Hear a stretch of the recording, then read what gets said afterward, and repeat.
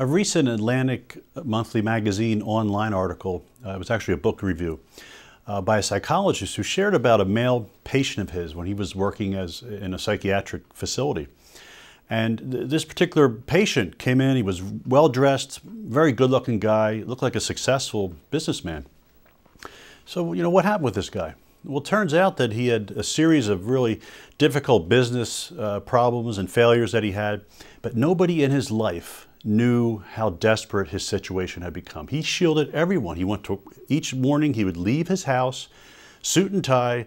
He actually wasn't even going to his place of business because he was so depressed with this situation, but he had to shield his pain from everyone in his life, his wife, his children, his business associates. He couldn't share that with anyone.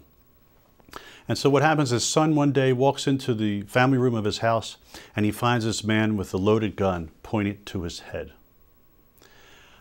Obviously he was in deep pain, but he wasn't able to talk about his suffering. That isolation was potentially deadly for him. Let me share with you another story of another man who has a bottle of sleeping pills in his hand. Abortion has touched his life. He did not want the abortion to take place. He was unable to stop the death of his unborn child. His name is Jason Byer.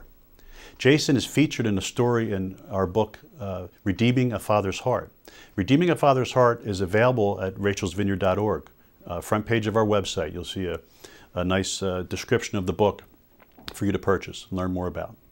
But Jason Byer, touched by abortion that he could not stop, unable to stop the death of his unborn child, bottle of sleeping pills. By the grace of God, he was touched very deeply by the Lord.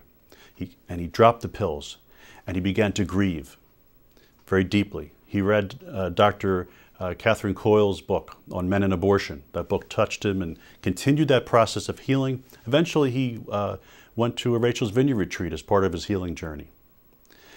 If these men did not have intervention, they were at the potential of risk of losing their life.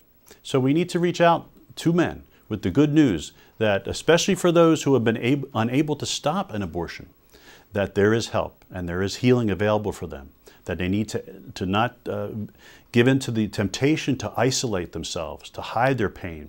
Sometimes it takes the greatest courage to share that pain with another and to get help. And then when we're healed, we can be stronger as men, stronger fathers, stronger husbands, stronger brothers to one another. God bless you.